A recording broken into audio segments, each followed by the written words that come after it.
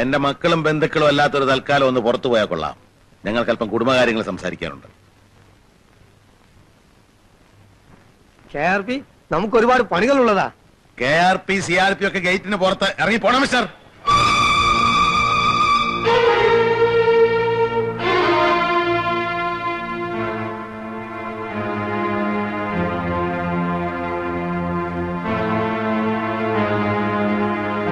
ഇവളുടെ ഭാഗത്തിന്റെ കാര്യമല്ലേ നിനക്ക് സംസാരിക്കാനുള്ളത്? അതെ, 1966 അമെന്റ്മെന്റ് പ്രകാരം. അപ്പൊ നിങ്ങൾ വിവരമൊന്നും അറിഞ്ഞില്ലല്ലേ? ഭാനുമതിയുടെ പേരിലുണ്ടായിരുന്ന സ്ഥലം പോയി, ബാങ്കുകാർ ജപ്തി ചെയ്തു.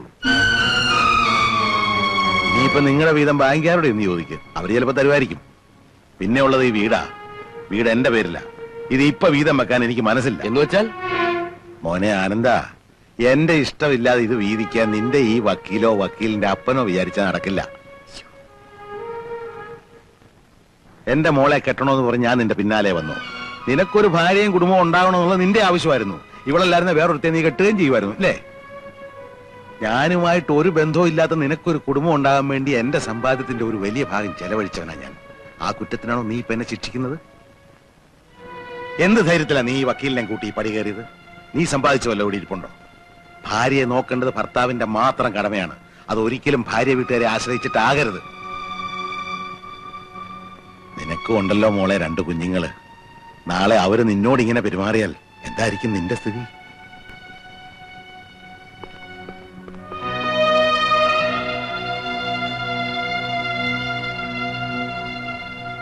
ആ അകത്ത് കിടക്കുന്ന നിങ്ങളുടെ അമ്മയാണ്.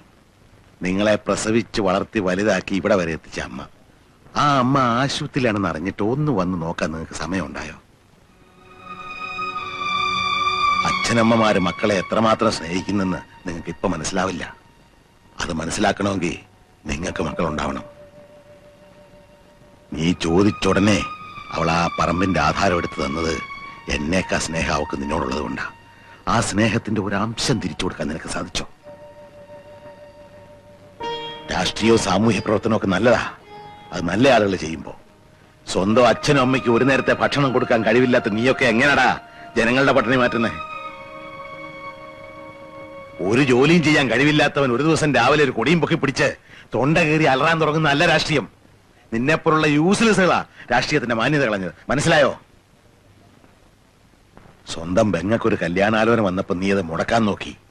നീയൊക്കെ ചേർന്നവനെ ട്രാൻസ്ഫർ ചെയ്യിച്ചു. അതിന് നിനക്കൊരു സമ്മാനം തരണമെന്ന് അന്നേ ഞാൻ വിചാരിച്ചതാ.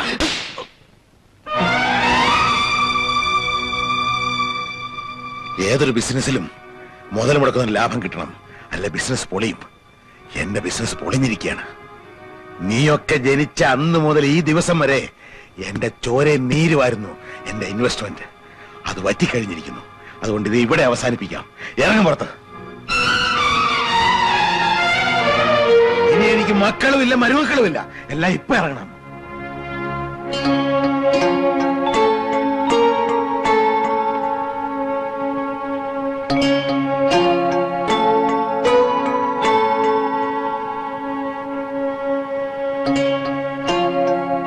ആദ്യം സ്വയം നന്നാകണം, പിന്നെ വീട്, എന്നിട്ട് വേണം നാട് നന്നാക്കാൻ.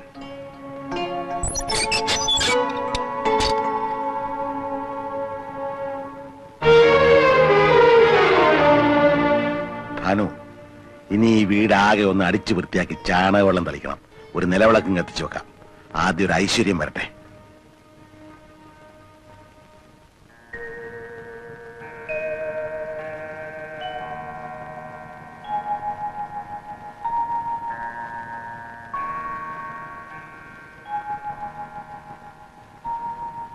ചോറ് വിളമ്പി വെച്ചിട്ടുണ്ട്.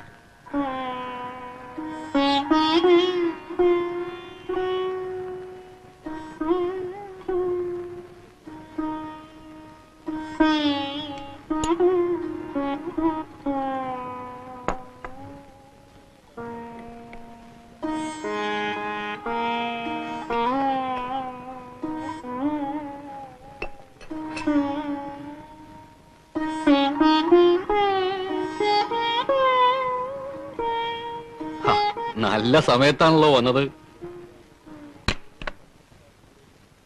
എന്താ രണ്ടാൾക്കൊരു മൗനം? രാഘവേട്ടാ, എന്നോട് ദേഷ്യം തോന്നില്ലെങ്കിൽ ഞാൻ ഒരു കാര്യം പറയാം. സംഭവമൊക്കെ എനിക്ക് ഇഷ്ടപിടിച്ചു. പക്ഷേ പിന്നീട് ആലോചിച്ചപ്പോഴാണ് എനിക്ക് ചെറിയൊരു അഭിപ്രായ വ്യത്യാസം തോന്നിയത്. രാഘവേട്ടനോടുള്ള സ്വാതന്ത്ര്യം കൊണ്ട് പറയാ, അതായത് ഗുണദോഷിക്കുകയും തല്ലും ഒക്കെ ചെയ്തു, അതൊക്കെ നല്ലതാ. ഇറക്കി വിട്ടതിലുള്ള പോരായ്മ എന്താണെന്നറിയോ? മക്കളെ നന്നാക്കിയെടുക്കാൻ രാഘവേട്ടന് പറ്റില്ല എന്നൊരു അഭിപ്രായം വരും. അവരെന്റെ മക്കളല്ലെന്ന് ഞാൻ തീരുമാനിച്ചാലോ? അവിടെയാണ് കുഴപ്പം.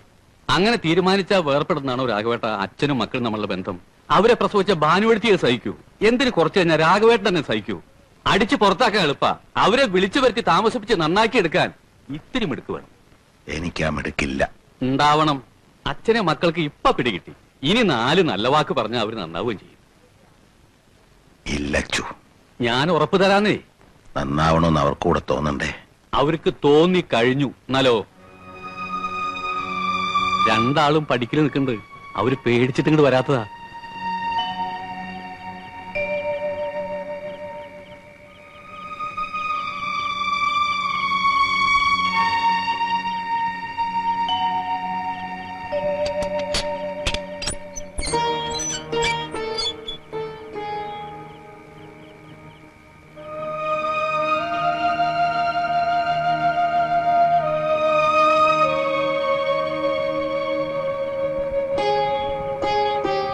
സ്വന്തം വീട്ടിൽ നിന്ന് അടിച്ചിറക്കിയ പിന്നെ രാഷ്ട്രീയക്കാർ വില വയ്ക്കൂ.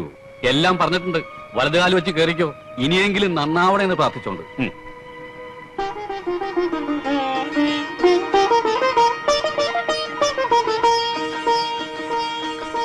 ചെല്ലുന്നേ.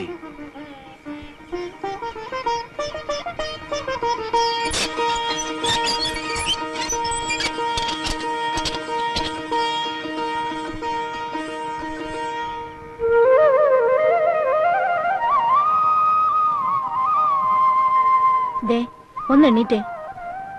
എണ്ണീക്കുന്നേ.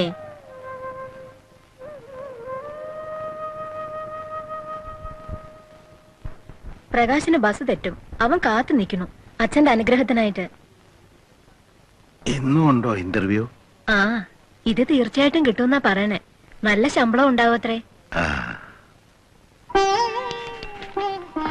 എന്നും പ്രത്യേക അനുഗ്രഹമൊന്നും ആവശ്യമില്ല. എല്ലായ്പ്പോഴും അതെന്റെ മനസ്സിലുണ്ടല്ലോ. എവിടെ പ്രഭാകരൻ പോയോ?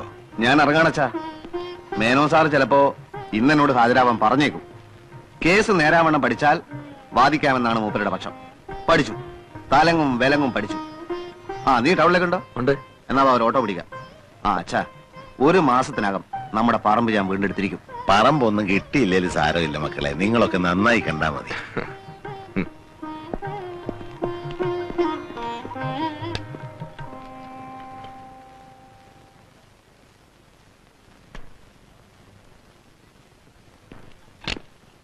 എന്താ ഒരു കാരണമല്ല എന്നെ ക്ലാസ്സിൽ നിന്ന് പുറത്താക്കി. ഞങ്ങൾ കുറച്ചുപേര് ചേർന്ന് ഒരു വിദ്യാർത്ഥി സംഘടന ഉണ്ടാക്കിയിട്ടുണ്ട്. അപ്പൊ ഒരു കൊടി വേണമല്ലോ. ഇന്ന് മുതൽ ഞങ്ങൾ സമരം തുടങ്ങാൻ പോവാ. നിന്നെ പുറത്താക്കിയിട്ടുണ്ടെങ്കിൽ തക്കതായ കാരണം കാണും. അതെ, അതിനുള്ള പ്രതിവിധി കൊടിപിടുത്തല്ല. അതുകൊണ്ടാ എന്തിന്? അതിന് തരാനാ പറഞ്ഞത്. കൊടുക്കണം അങ്ങോട്ട് കൊടി. അവന്റെ ഒരു കൊടിപിടുത്തവും സമരവും.